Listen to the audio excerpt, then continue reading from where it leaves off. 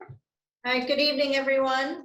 I'd like to call the April 8th, 2021 voting meeting of Keystone Central School Board to order. And we'll start with the flag salute, a moment of silence.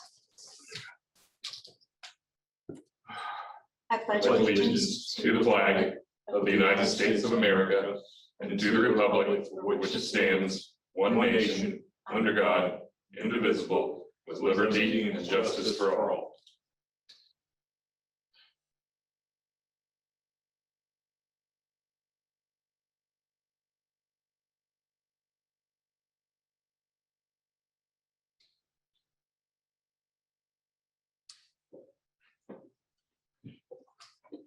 And roll call, please.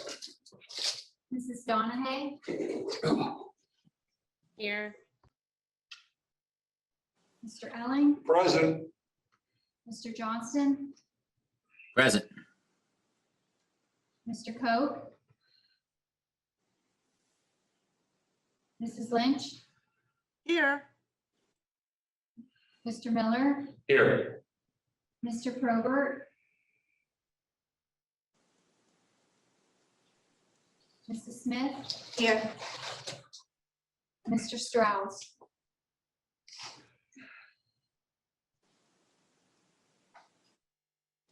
Six members present. The board held an executive session today from 5:29 to 6:30. And our first presentation this evening is from Palmer Hamilton regarding the Bucktail and Central Mountain High School cafeteria. Would you like to share your screen, or would you like us to share it while you walk through it? Whichever's easiest for you. Why don't you guys go ahead and share, just in case there's a lag on the presentation on my end. My internet sometimes gets a little spotty. So anyway, hi everybody, if you're okay with that. We're good, Terry. All right. Sharon, would you like to introduce, or would you like for us to introduce? Sure, I can. We have on our call tonight Terry Ruggles. She is Palmer Hamilton's head designer. And we have Mike Egan, who is a specialist in the serving line equipment tonight. So Terry's going to be presenting Bucktail High School and Central Mountain High School's cafeteria renovations. So I will turn it over to you, Terry. All right, well, thank you, Sharon. And thank you for the Keystone School District for allowing Mike and I to present these projects. It's been an absolute pleasure working with Sharon and Susan and your team in creating these fun designs and serving areas for your two respective projects. So we're going to start by going over the Bucktail, and there's many more numerous pages than what are going to be showcased here. We're just giving you sort of the higher moments and points in the design. So if we go to the second page, we are showcasing to you the layout and the furniture that we're proposing for the space. So the red tables that you're seeing there, these are existing tables that are currently within the space and are in good condition. So we have proposed 4 additional mobile round tables. The plan has been slightly adjusted to include an ADA table. All of our floor plans that we showcase includes handicap accessible seating, and then 4 other bistro height tables and chairs that include some charging units. We're also going to be showcasing to you the serving line enhancements. And so for those of you that don't know much about Palmer Hamilton, we transform cafeterias and dining environments throughout the United States. So this is what our niche is, and our specialty is helping public and private school districts all over the United States in transforming their spaces. Thank you. So page 3, these are the finishes that we're showcasing on the serving line units, as well as some of the new product and furniture that is in the layout for your respective project at Bucktail.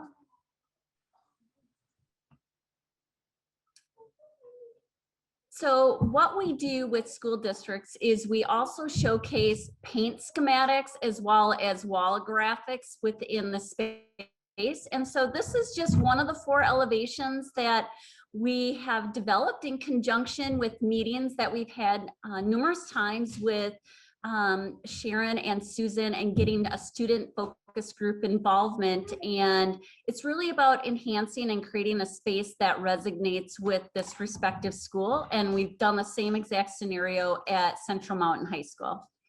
So we understand that the mascot might change a little bit. So by all means, that's still sort of a work in progress if that mascot does change. All right, you can go to page 5. This is another wall elevation, so your window wall. So we wanted to include some of the key icons of be safe, be kind, be responsible. So all of these graphics are printed on material that is it can be recyclable, it's plastic, some of it's wood, some of it's metal, but we try to use components and pieces that are able to be easily obtained and allow for there to be recyclable contents to them. So everything's printed directly onto the substrate, nothing is a sticker. So it's all customized specifically for this location.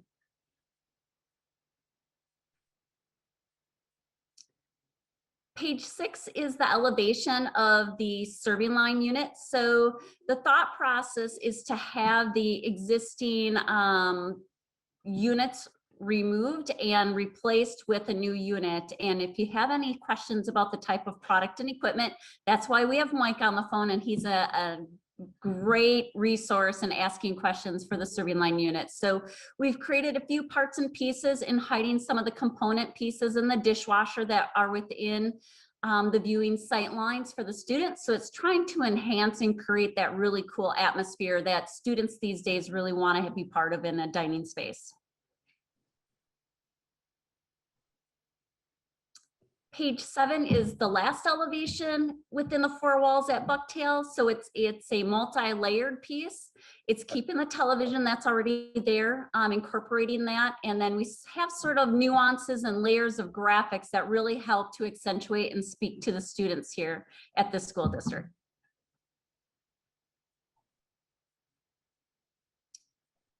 Page 8 is the serving line equipment and the layouts. And Mike, do you want to take a few moments and explain a little bit about the product here and the parts and pieces that we're showcasing for Sharon? Certainly. Thank you. So over in the left corner is what we call the plan view. That's that kind of gray pochade area. Those are the counters that Multiteria manufactures. And it starts out with a 4-well hot unit, and then there'll be a sandwich display piece, and then you follow to your cold pan on the right. And then the students will grab cold milk out of an existing milk cooler and then pivot over to a cashier. This plan view shows where those screen walls are being placed. You can see those thin pieces there. And as Terry said, it kind of deinstitutionalizes the sight line. So it just kind of screams the partial view of all that old stainless steel, enhances to that retail value. So a very simple layout. The upper right shows the food shields that are convertible. So the operator has an opportunity to convert them from serve to self-serve. There's LED lighting, so it helps accentuate the food. And then on the bottom are just some of the sample finishes. The laminate, the wood is going to be on the fascia of our counters. And this brick kind of laminate is going to be in the screen wall pattern. So it's going to work very, very nicely. There is a low wall in front of the existing serving line that is coming out, and we'll provide this laminate as a skin in front of our counters.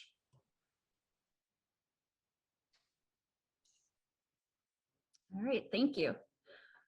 So this is a 3D perspective of that serving line. So in the upper right-hand corner there, that's a reflected ceiling plan that we're showcasing in suspending 5 different pendants.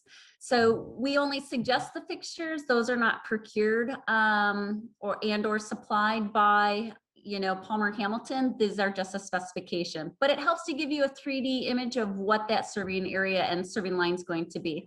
And before I forget, we have a wipe off menu that's to the left of the Bucks Cafe there. So students can understand and be communicated with what's being served for the day.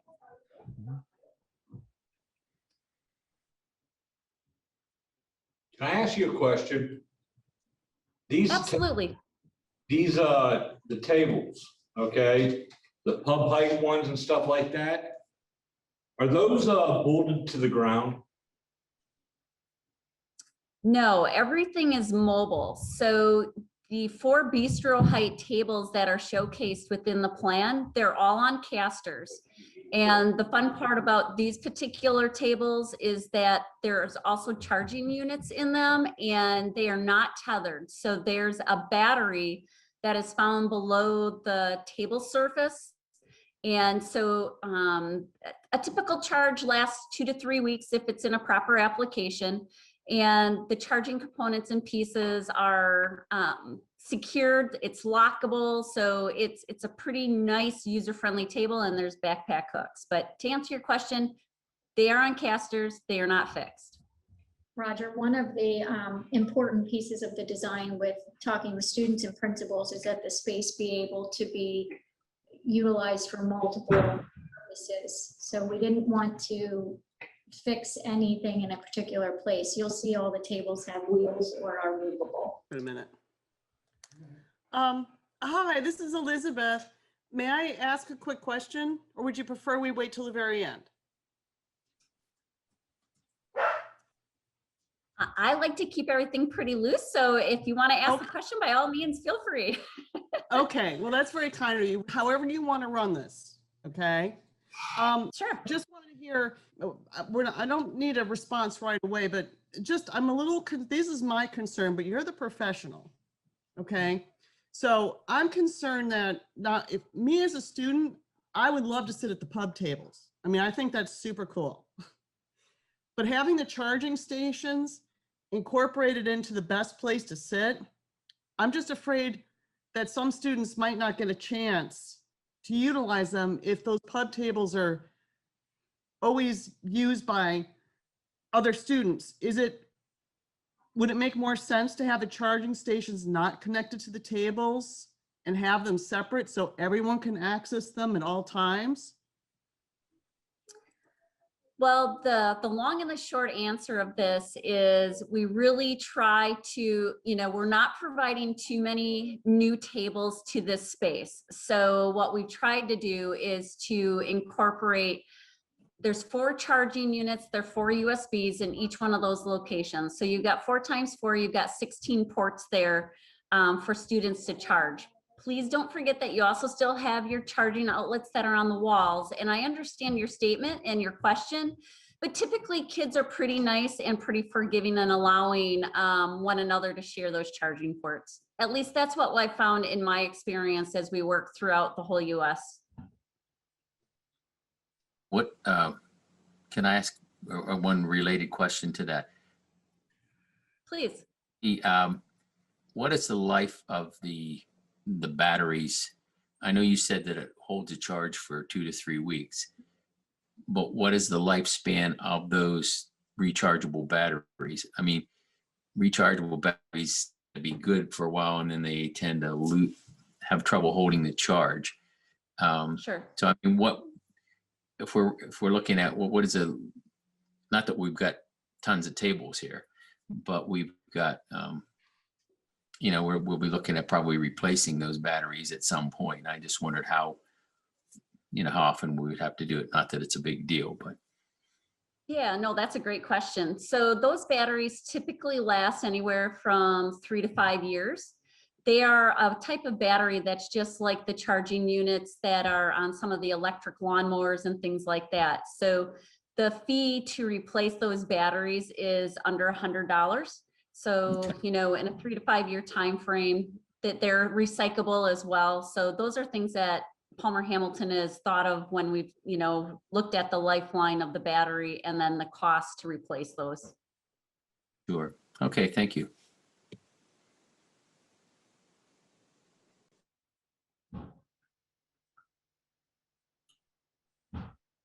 So page 11, these are some other before and after renderings. So you see little photographs of what the space currently looks like.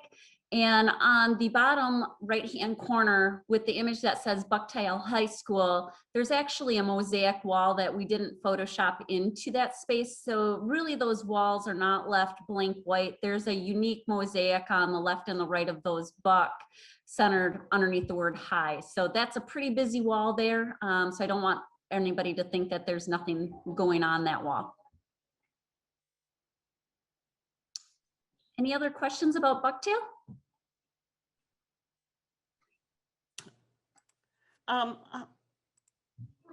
Hi, yes, this is Elizabeth again. You mentioned the mascot might be changing. Is that part of your contract? Are you going to be designing that? It is not, but I'll let Sharon answer that question. No, that's okay. I know that Palmer Hamilton will be given the final buck design. What I had provided for them was the latest buck that I had so that they can keep moving on the graphics piece of this. So whenever that is finalized with our current vendor, I will upload those AI files to Palmer Hamilton, and they'll be able to incorporate that into the graphics. Elizabeth, if I could mention a little bit about that. The logo that is on the Central Mountain football field was designed by Brownie Signs. And so what we recently did was ask him, because Mr. Hall said that there's usually two different mascot styles used at Bucktail that are different from one another. However, there was no one consistent Bucktail logo. So what we asked Brownie to do was to give us his rendering, something comparable to the Wildcat with the same type of lettering with the B for Bucktail, so that when we showcase our district logo and each school logo, that they kind of go together. So he was able to get something back to us. I think last week we went back and forth a little bit, moving the B up and down. Mr. Hall shared with his folks and so forth. So it's a simple rendering of a buck with a B to align, and it's a side profile to align with the profile of the Wildcat and the CM, and it's the same font. But it's red and black, obviously. That's wonderful, because I always wondered, I'm sure a lot of people did, and because we kept seeing different profiles of a buck. That's great to hear. Yeah, so we're just starting to systematize that a little bit as we're getting ready for our communications plan.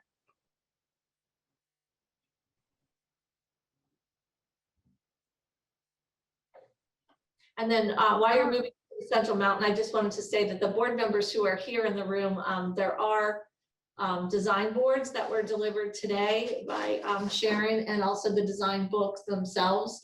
So if board members want to peruse those, or if the board members who weren't able to be here in person want at any time to come in and take a look, they are here in the boardroom.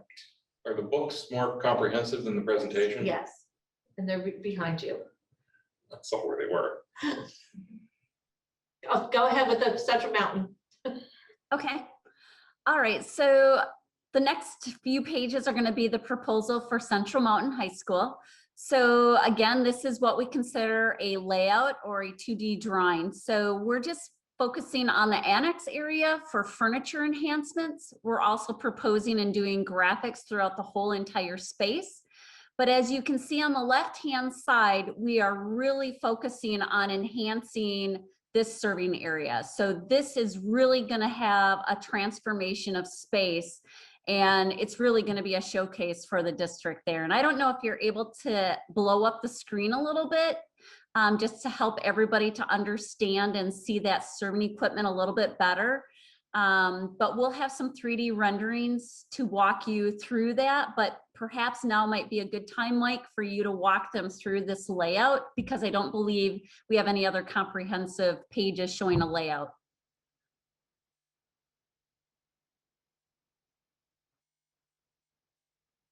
Mike, you're muted. Sorry, thank you. No, you're doing a great job zooming this up. I do have a PDF copy if you want me to pull that up. But I think this illustrates very well. So So yeah, if you're familiar with the current layout, it's very linear, it's very institutional. Not a lot of kind of environment going on in there. So this is actually going to really transform it where the students will come in through the double doors on the bottom here. And what they'll have is they'll have choices. We call this a scatter design. It's not a get in line and follow the next person. They can actually pick different stations, whether it's a made to order deli station, there's a pasta station, there's a grill, a grab and go, pizza, pasta. And you know, every day the student will have an opportunity to pick whatever they're wanting for that. So it's an open design. And again, you can scatter and go to any station that you want to, and it, you know, changes on a daily basis. You have variety. And Terry will show you some really exciting finishes that we'll have on the counters that really enhance that environment. But once they make their selection, they simply go out these double doors in the center and one in the bottom. And there's a cashier station that can handle 2 student transactions or a double, single cashier with a double tray line. And then of course, there's a grab and go station along the top here. That's a secondary cashier station that has an air screen refrigerator that's going to have prepackaged product for those students that just want to grab and go. They want to go in and grab something nutritious and be able to sit down and spend time with their friends or whatever they want to do. So the pieces outside the cafeteria are portable. They can be readjusted. The pieces inside the server are fixed. We're dropping utilities from the ceiling down into the counters where they'll be pre-wired. So there's very little field work as far as electricians digging up floors. But anyway, I think it's quite a nice improvement. Just a word about our product. It's 100% stainless steel, so it's very, very durable. It's also technically recyclable.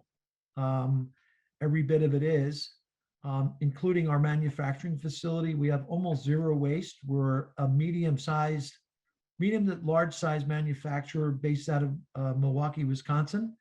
And all of our trim strips, anything that's punched out of a sheet of metal, all gets 100% recycled. And we're very proud of that. So that's our contribution to the environment. We try to, you know, recycle as much of our stainless steel as we can. The other feature about our counters is that the exterior skins can be replaced in 5 to 7 years or 10 years. You know, trends change. The food service has to be relevant to that current trend. So it's very simple to reskin our counters. You don't have to remove them.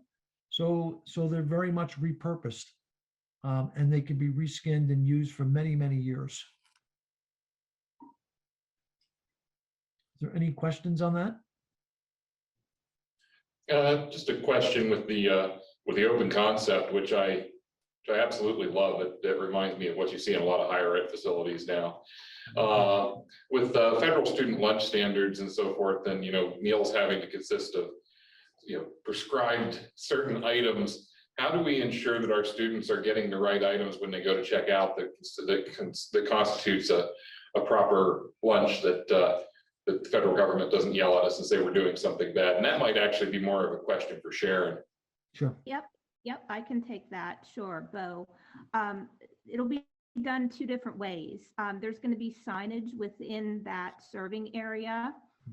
The menu being posted is a state regulation, so the students will continue to see that as they enter that serving area.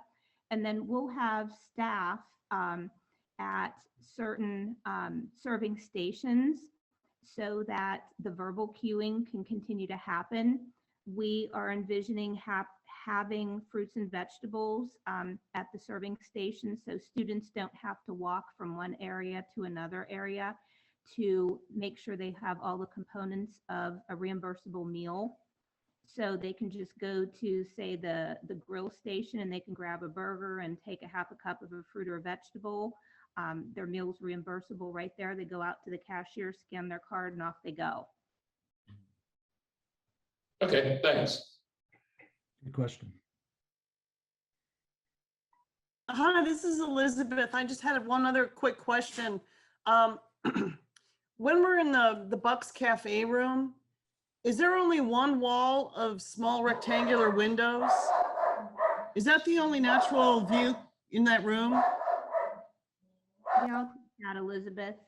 When you're looking in there, yes, there is just one wall of windows. When you're looking at the serving line, that's the wall on your left. That has, I think it's part of a courtyard view that's there. So it's one of 3 walls. Sharon, I'm so embarrassed. My dog just barked like crazy and I could not stop him. I'm so sorry. I have to ask you to repeat what you said. Oh, no problem. There is one wall of natural light windows. So when you are looking straight ahead at the serving line, it's the wall to your left. Is there a schematic of that? Did we see that on these drawings? Yes, you saw that in the 2D drawing a couple of slides before, right here. Oh, great. I'm so sorry I missed that. That's wonderful. Okay, thank you so much. Yeah, no problem.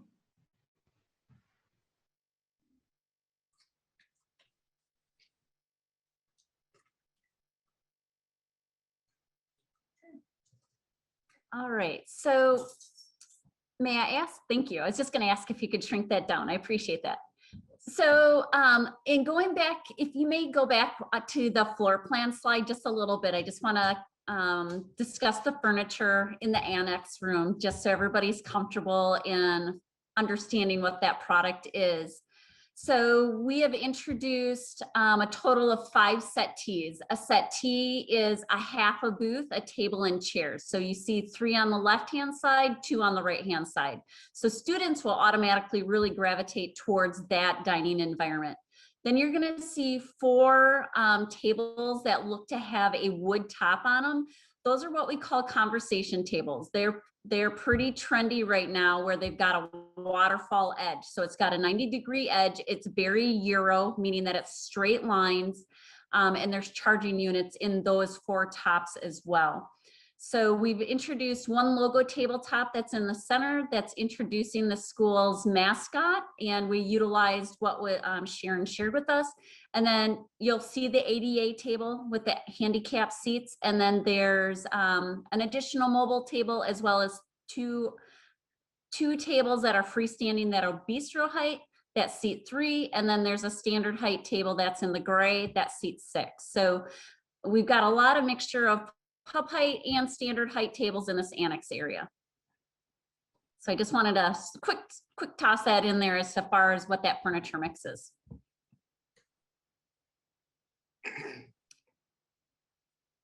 All right, so we're also going to go through and show you all of the wall elevations and the graphics that have been developed for this space. So we are utilizing a lot of the different mediums. So you're going to see window vinyl in elevation A. That's just going to be on those 4 windows that you're showcasing there.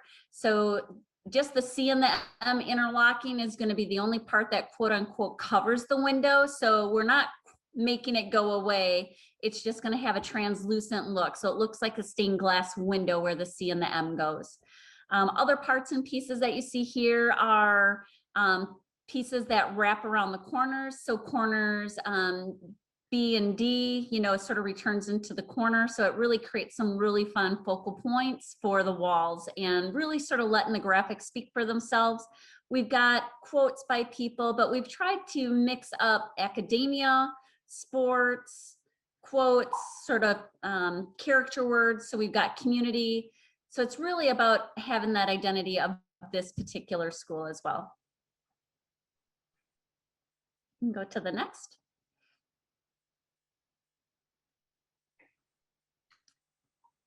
So then we've also introduced a few other spaces here with wall graphics. So elevation F, that's a center wall there where we've incorporated 3 cases to showcase school artwork or things, whatever the school decides that they want to showcase. So we've got 3 containers that are 3 areas along the CM mascot there on the wall. AW15, that is a full floor to ceiling graphic. We call this I guess, large format graphic. A large format graphic is something that is, large in scale. So when you're looking at that right now, that elevation looks super tiny, but that piece really is, let's just say, 15 foot wide by about 15 foot high. So it's really going to be an impact piece. And then we have a menu board that goes on top of that. So then that way Sharon can introduce what food service is serving for that day or that week. It's up to her. It's a wipe off board, so they're able to showcase the food there. And we've also done your slogan and motto up in elevation E to the left of where it says Central Mountain High School. That's what that artwork is showcasing there. A quick question. This is Elizabeth again. Again, beautiful, dynamic, very welcoming. This is just me speaking as an individual, not a board member, because it would be inappropriate, I guess, if I spoke as a board member, but I'm just a little, I guess this is an internal conversation, maybe we have, but I'm just a little concerned about the hostile looking animal in an environment where you want calm and fun. It just seems very hostile looking to me, but again, internal question later. But this, again, it's just a personal opinion.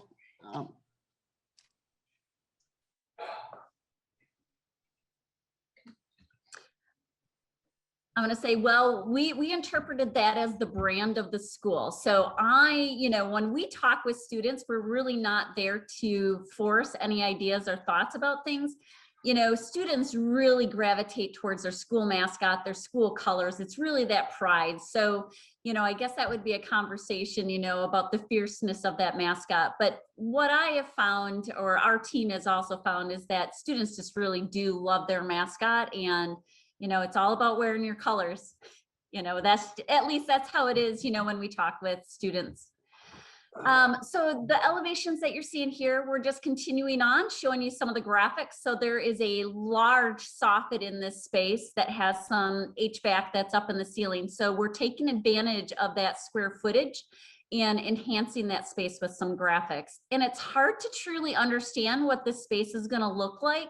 So give me a few extra slides here, and we've got some pretty cool renderings for you to see how that space really transforms. It's hard to see it in a 2D version. All right, so we're starting to take a sneak peek now into the serving area. Our team is really excited with how cutting edge the serving area is transforming into being. And again, you're seeing some of the nuances now of the front facade of the serving equipment, the integration of the signage of the serving area. So the MTO deli, we're incorporating some accent light fixtures. All of these dynamic pieces really start to create that fun atmosphere that students and people love being a part of. Everybody wants to be seen in a space like this. And then we're also showcasing that black unit that you see on elevation W. That is an air curtain unit, so it's a different point of purchase for products that Sharon is looking to showcase for her students. Terry, would it be possible for me to just show a quick picture of what that air screen looks like? If I could just take the screen for a second? If that's possible.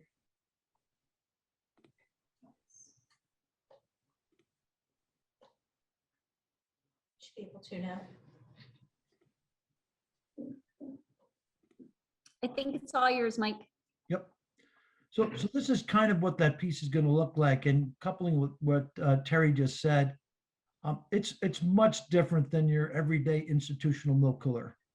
And this allows them to have a really nice, fun environment. This is conducive to what they see when they're with their friends and with their family, whether they go to Starbucks and Panera, all those different retail spaces. But they could also, of course, there's not going to be any Diet Coke, and this picture shows things they won't be selling. But you can imagine that this could be loaded with all kinds of milk. It could also have, some of those vegetable cups. It could have yogurts. It could have all kinds of nutritious things that students will actually participate more with, because we'll use a black interior that really accentuates the food display, and it's just a really nice addition that complements the environment that Palmer Hamilton's creating. So just want to give you a peek as to what that looked like.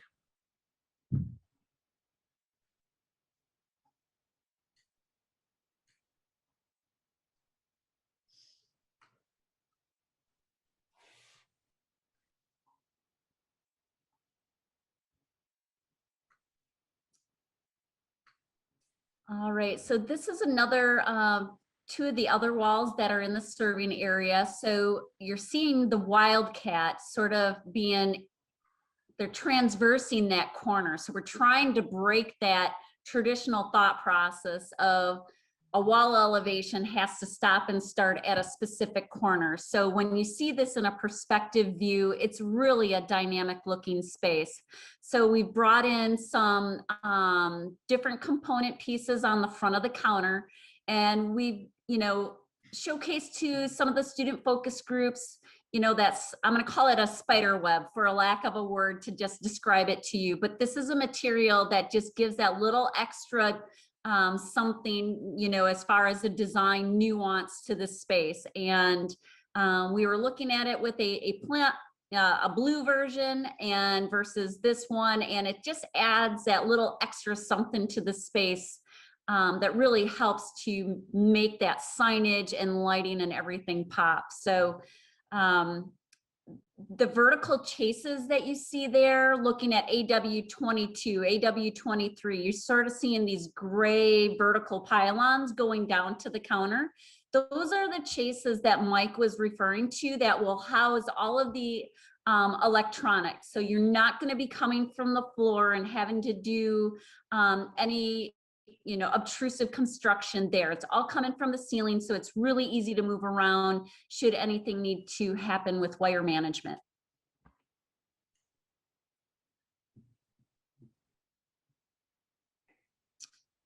So this is a 3D perspective of the annex area. So you see the before there on the bottom right-hand corner, and this is just an image of what the after would look like. I don't like that picture. It's got snow in it. I'm based in Wisconsin, so I agree. Get rid of that snow. I'm tired of that white stuff. So here's a rendering of the serving area. So you can see what it looks like now in the bottom left-hand corner and what it can potentially be. At least that's the design that we've all been sort of working on here the last couple of months in conjunction with Sharon and Susan. Hi, I'm sorry, it's Elizabeth again. I admit this is my fault. I've been so fortunate to see similar presentations, weeks ago, but now sitting here on my big screen and looking at it, I don't know, is that little wildcat gonna eat somebody? Is it, maybe it's me. It's not going to. Okay, it just seems so hostile. And that's just like when I walk in the room. It's I'm weird. sorry, it's just, I'm gonna let it go. Well, he may look really, really large, but if you viewed him from profile view, you'd notice that he's very two-dimensional.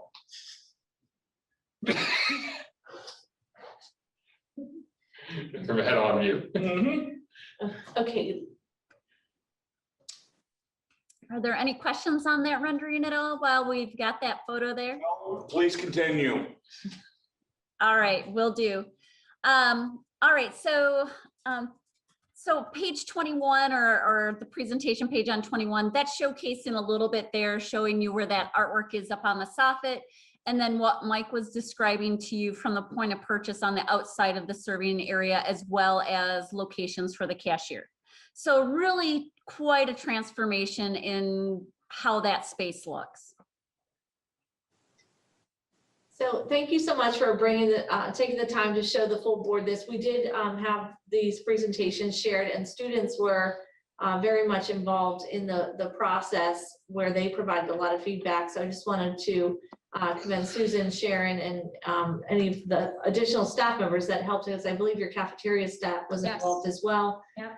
Your managers, Mr. principals, Morelli, students, in coming up with what it is that they would like. And I feel like it was a good process involving those stakeholders. And I also wanted to point out that the funding for this I'm going to toss to you. So the majority of the funding will come from the food service fund, anything that directly services students. So all of the furniture, the equipment, the serving stations, all of those things can be paid for from the food service fund. A piece of it, all of the graphics, that will come probably from capital once we get the bids back and see what they come back at, but it won't be majority of the cost. That'll be the food service fund. So Sharon is And this putting work a is, large portion of the bill for. and this for work is expected to be done over the summer. Yes, we're hoping to have the cafeterias done and ready to go for the start of the school year. They did start to look at the middle school. We were thinking that would be phase 2.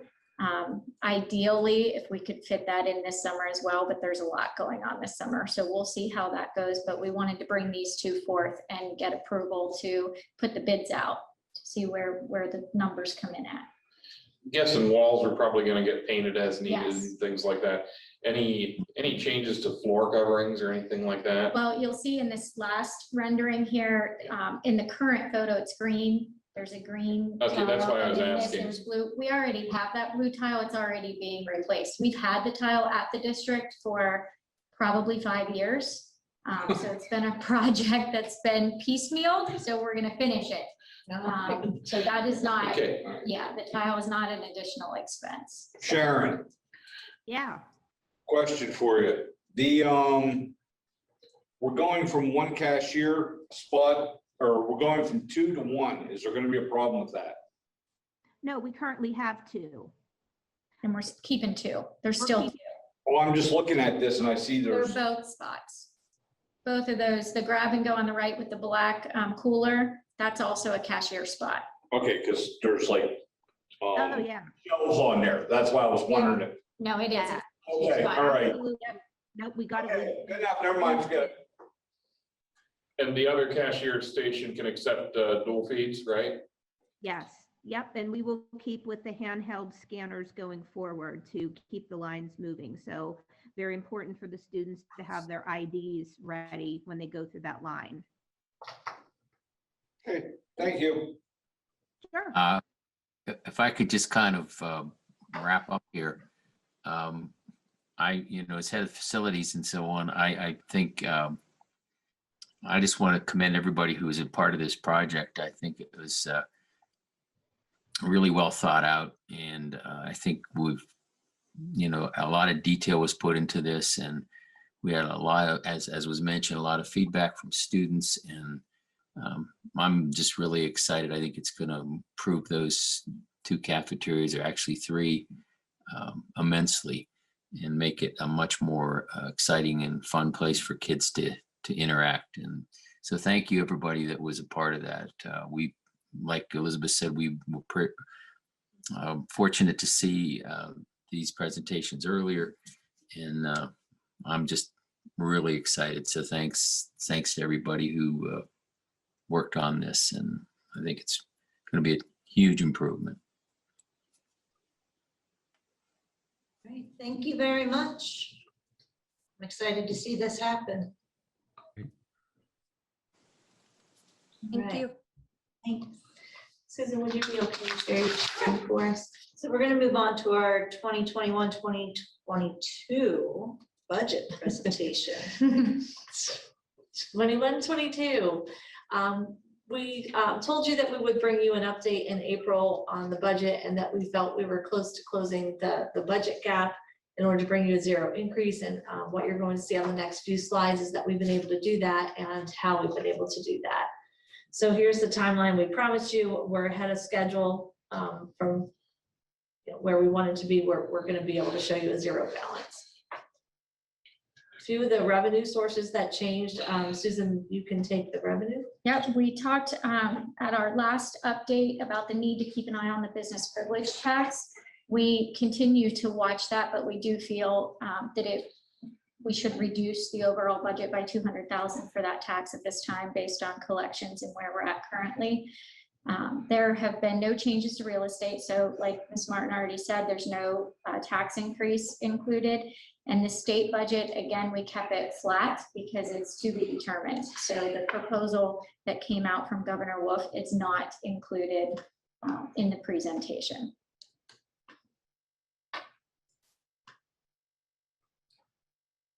We wanted to walk through a little bit about the ESSER 2 funding. The award for this one was a little over $5 million. It'll be spread out over 3 years. This is anticipated usage per year. Obviously, as actuals roll through and as things happen, it's a moving target, but this is the goal, is to spread that money out over 3 years over these particular topics or departments. The main focus, again, we talked the last time, was about instruction, safety, PPE, and offsetting some long-term expenditures. We, since the last meeting, have found out that we have ESSER 3 money, so that will also be coming through, which is a little over 10.5 million. We believe that we will be allowed to use this through September of 2024. However, we're waiting for the official extension to be approved. If that does not get approved, it'll be September of 2023. So the financial statement will change a little bit as what you'll see later on, but I believe it'll be approved. I don't see why not. Some of this did come with mandates. Part of that is that 20% must go towards programs to mitigate learning loss among students. So we're talking some summer programming, some after-school programs. What exactly that looks like, we're not sure yet. We had a kickoff meeting today to discuss potential budget and an outline of the program.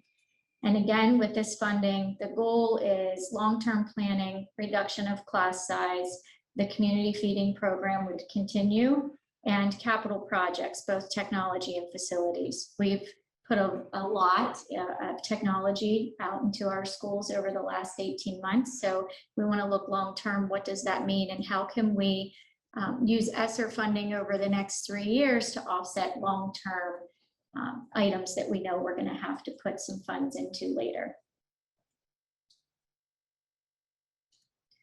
So in the 21-22 budget, there were some changes. Some of these are one-time, one-year expenses, and some would be ongoing. But we have a security camera project that came forth from the Safety and Security Committee. This is to finish every school that we have left. So over the past 2 years, we've been working with grant funds to piecemeal the camera system project. This would finish it. So every school we have would be complete and on the same operating system.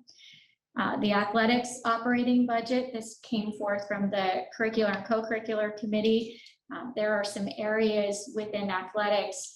Not only has that budget been cut, but it hasn't even stayed flat, because if you think of cost of living increase year over year, they didn't get that increase. So it needs some funds put back into it for things like uniforms and equipment upgrades and such.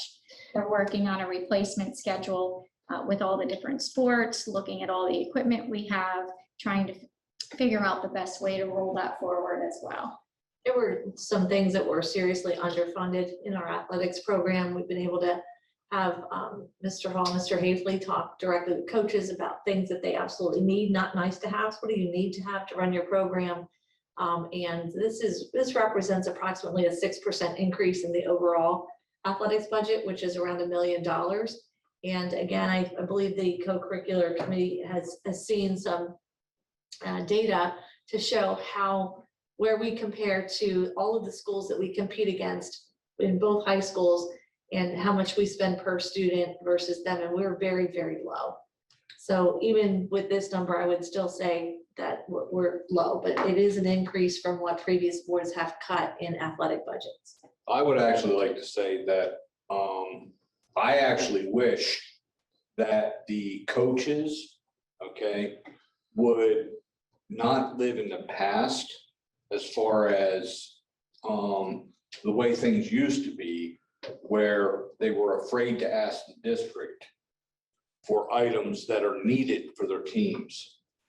I know that's been a problem in the past, but I want everybody to know that this is a different time and this is a different board, and we want to support our athletics and allow them to become world-class athletics, just like the school. Thank you. Thank you, Richard. Totally agree. Thank you. Well put. Richard. Okay, so a couple other items through the Personnel Committee and through the requirements right now that we know about how we're supposed to structure our schools in the fall. We did add some personnel. We put some staffing needs in there across the district. This is clerical support. It is custodial cleaning support, professional teacher support. So it's really across the board and based on what we know of today.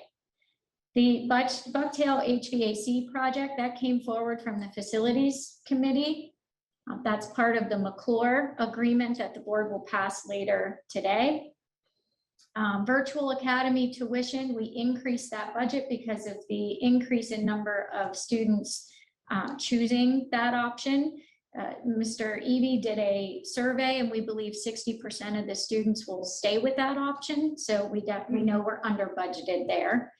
And then we also put some contingency money in because we're not sure yet what that after school program looks like, or a summer school program, or any other mandates that we might find out about between now and the start of next school year. So there is some contingency money put in there for those needs.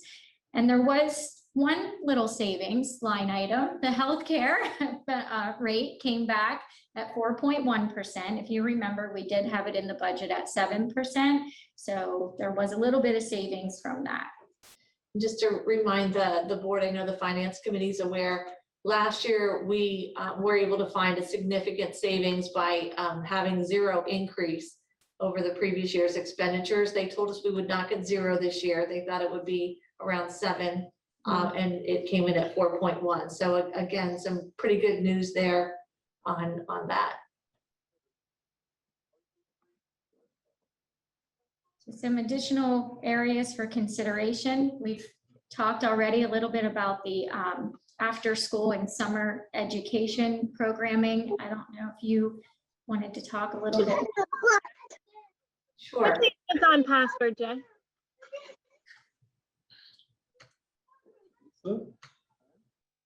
Met today with Susan and Megan Hall, Director of Curricular Innovation. Yeah.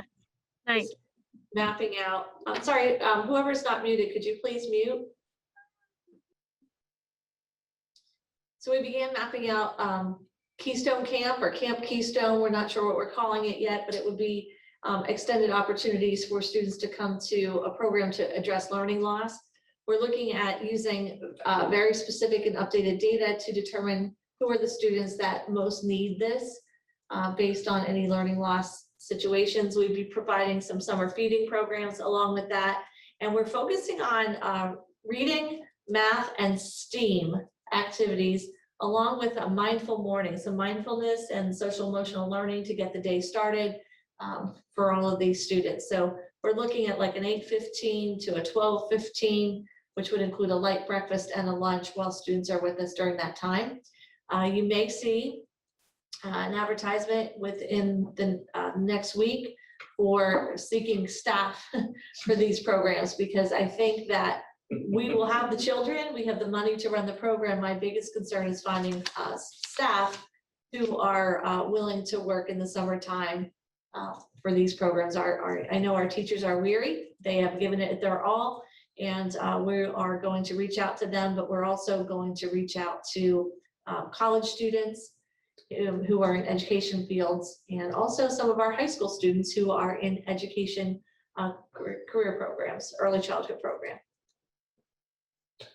The last thing on this slide is the real estate resolution. And in talking with the Finance Committee, we wanted to bring this up to the full board to say we would have the option to extend the discount period for our taxpayers, where we just would have no penalty rate for anyone that paid their taxes by the end of the actual year, December 31st. We did this last year. It would take a resolution, again, if the board's willing to do that. Also wanted to mention that I did meet with the Clinton County Economic Partnership Board and mentioned this, and they were in full support to recommend to the board that that would be greatly appreciated. So I guess that's kind of a point of discussion right now, if we want to move into that before we go to the final slide. Because if the board does wish to move forward, we would have it on the May agenda for vote with the final proposed budget. Is there anyone who feels that we should not do it? I guess maybe that's the best way to go at it. No, I feel like everybody's been kicked so hard already that if it's, I mean, are we really gonna see all that much by not extending it? Just kind of feels like the right thing to do. I think we need to give our taxpayers a little bit more time, a little bit more relief. I agree. yeah, I think that we discussed this at the finance committee the other night, and we were in full support of that. I think to kind of echo what Bo said, I think everybody's kind of weary with everything that's happened over the last year plus. And if we can give the taxpayers a little bit of break, and I don't think it really, I think maybe Susan can address this, but I don't think it really made a whole lot of difference as to what came in, when it came in, and so on. So I would be in full support of that. No, I would agree, Jeff. It did not hurt the district by offering the resolution last year and may have helped collections. I think that taxpayers would greatly appreciate that. Okay, so we can prepare that and have it ready for May. That's great. This is the moment you've been waiting for. This slide may look a little bit different to you this year. There's an extra line in there that is green because we felt it was really important to be transparent with the board and the community about where the ESSER funds are being expended in our overall budget. In some ways, because of the extra things we have to do, our overall budget is increasing. But these funds do offset those expenditures. What I want you to notice is we are recommending a 0 increase because we do have some ESSER funds in there. We are using some ESSER 1 funds in the current school year. You don't see them there because we don't have the actual numbers yet. Right. But you'll end up seeing, as we continue to bring you forward financial pictures, I think we usually do this two more times throughout the next year, you'll start to see those numbers firm up. And as Susan mentioned, if the extension is approved, which I feel pretty strongly it's going to be, you'll see some of the ESSER funds pushed into the 24-25 school year and fiscal year. Even though we'd have to spend them by September, or at least have them earmarked, we would be seeing that. So you're going to really see that ESSER money, a total of 17 million, actually spread across 5 years is what I would expect to come back to you to show you. I also want to mention that we were on track for closing the budget gap even without the COVID money. However, this does allow us to do some extra things and be creative with our spending. I think I mentioned this to the whole board last time, but we're going to probably be asking you, once we know where we come in at the 2021 school year, we may be asking you to earmark overages. Instead of putting everything into the reserves, which are now at a healthy level, we may be asking you to earmark things for technology replacement. We bought a lot of technology that's not going to last forever. We're going to need to replace it in chunks as opposed to a cycle, a moderate cycle. We want to be prepared for that and any other anticipated expenditures that could come through. So we're in great shape. We're in much better shape than we were 2 years ago when we were sitting here. Susan and I look back today at the progress that's been made. And even though you see some red numbers in those out years, we're already working to reduce those numbers. So they're temporarily sitting there, and you're also looking at a temporary 0 increase for a second year. So just because right now the projection for 24, 25 and 25, 26, the expenses are so high, that's just reflective of a percentage increase based on the previous years, and the previous years are because we have the ESSER funding in there. So to say that we're going to have $88 million of expenses in 24-25 may not be accurate. Correct. And 2 years ago, the projection for the 21-22 school year was that we would be,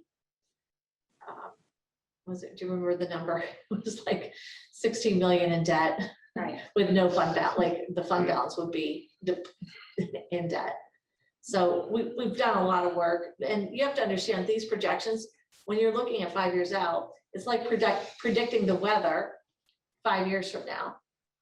The closer we get, the more accurate it is. We know it's going to be cold in the winter, warm in the summer. We know some of those things are going to exist, but exactly how cold or how hot, we don't know until we get a little closer.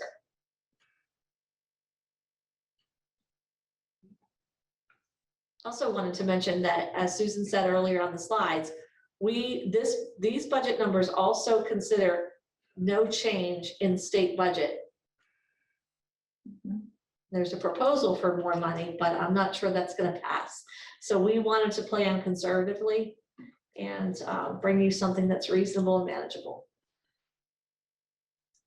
And this doesn't also take into account any potential for a reduction in our expenditure of tuition to outside educational entities, correct? You mean through the, oh, it's charter, yeah. No, that does not take into account any of that. Okay. Contact your legislators if you're concerned about it. Thanks, Bo. Would certainly help in those out years, wouldn't it? Yeah, Just throwing that out there. would help significantly. Yes. Anything else on this slide? Questions, comments? I think we felt strongly about adding the ESSER funds as their own line item. The finance committee agreed. It just helps show the overall picture. I also want to say that we did hire some additional staff, very, very little, but we did hire some additional staff, and our personnel committee is in favor of those positions, but they did ask us for a plan for reducing in the out years. And we've been able to provide a sound rationale for how that would occur. This does include some personnel additions too. I don't know that we covered that. Some additional security positions that have been asked for by the safety security group. We are maintaining low class sizes into next year. We probably could do some reductions there, but we're not looking at doing that. We want to keep lower class sizes, the more spacing. We're not sure what requirements we'll have moving into next school year, but our class sizes in most of our classrooms are very low in the elementaries. So I want to bring that up. And we do need some additional clerical support that we went without, but we do believe we need to add some additional clerical support at Robb Elementary, and as well as an additional school counselor at Robb Elementary. So there are some additions, but we feel that they're very warranted, and we've been able to pass those through the personnel committee. And they are budgeted for in here. Any overall questions for us on budget moving forward? So next month you will see the 2028 the proposed final budget that has to be on display. You have to vote, then on display for 20 days before you pass it in June. Okay. The only changes I maybe expect is some of the ESSER funds to move around if we hear about that. I do believe we should spread it into the following year if we can. Yep. All right. Any questions from the board members? I just want to thank Susan and Jackie for putting this together. And I know this picture looks much, much better than it did a couple years ago. And I know even without the ESSER funds, I know that's certainly helping, but I think we're in much, much better shape than we were. So I know they've worked really hard on this and to keep this thing heading in that direction. So I just want to thank them both for their efforts, because I know it's taken a lot of work with them and working with the rest of the staff. So thank you. Okay. Thank you both very much. So we do have one visitor signed up to speak this evening, Karen Robbins. Just A reminder, you have 4 minutes. You can start when you're ready, Karen. Oh, hello. Hi.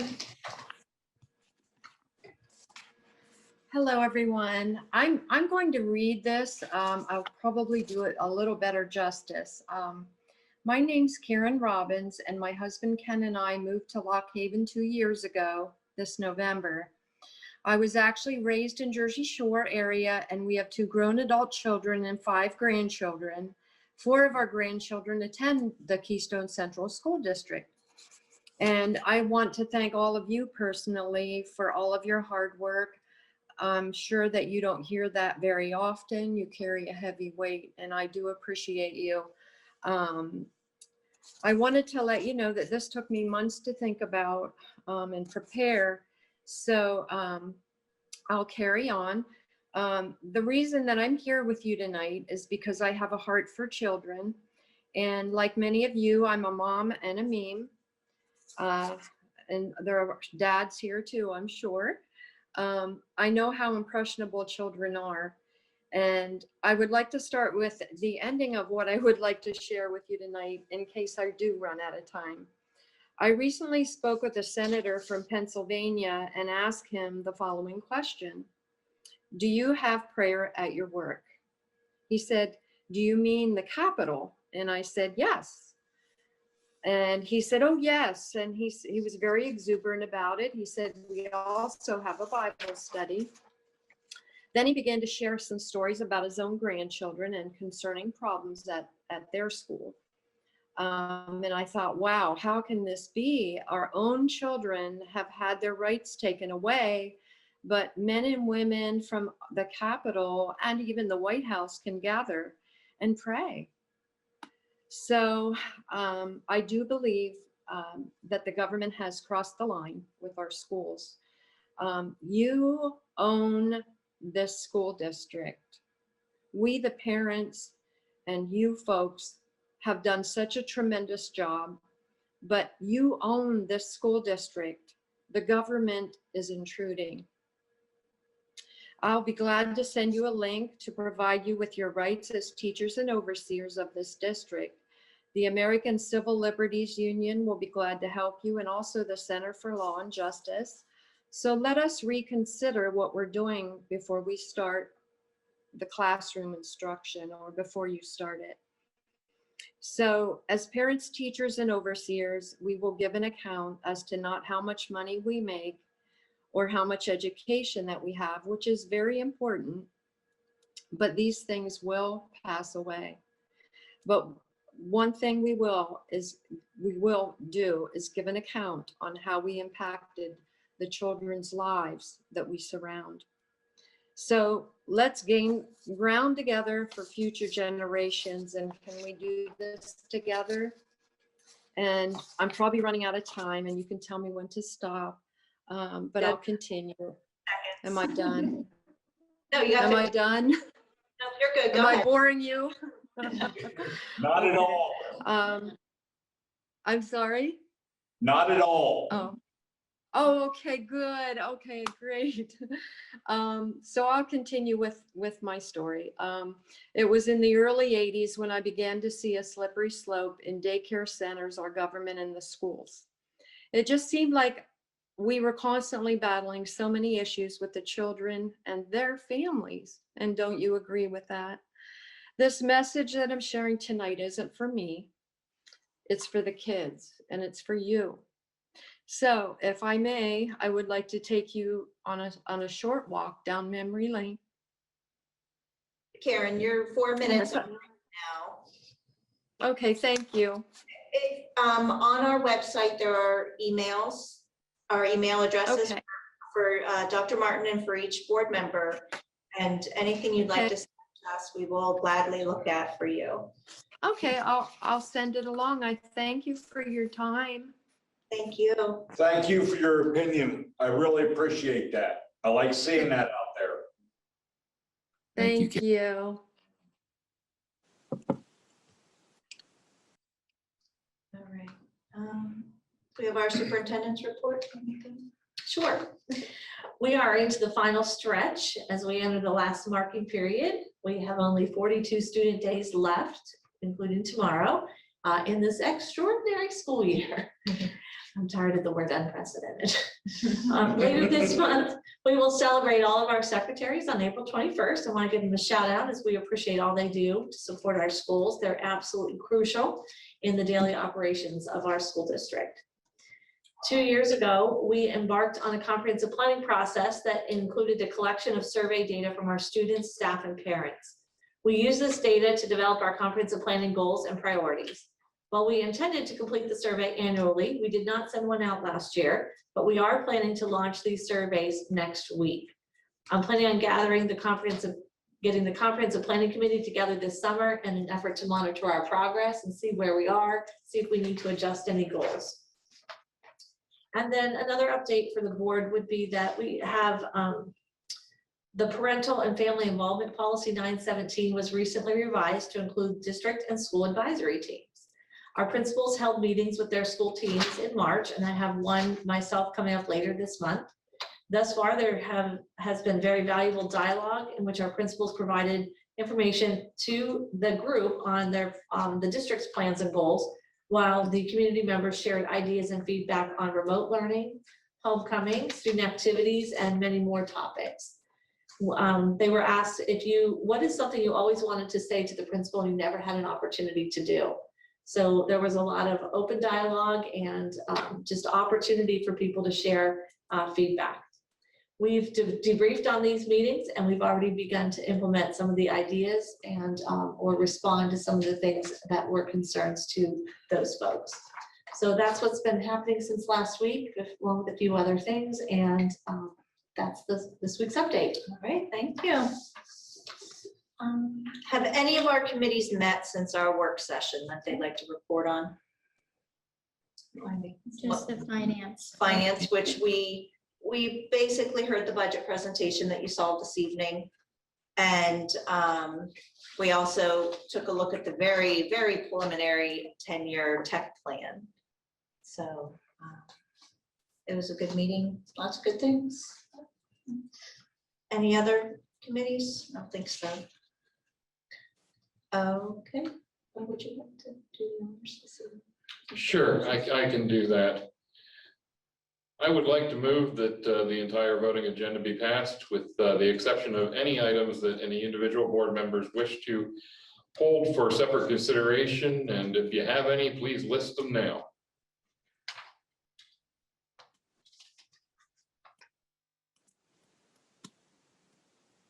Okay, hearing none. Can I get a second? I will second that. Second. Tracy, can I get a roll call vote, please? Ms. Lynch, Yes. Mr. Miller, Yes.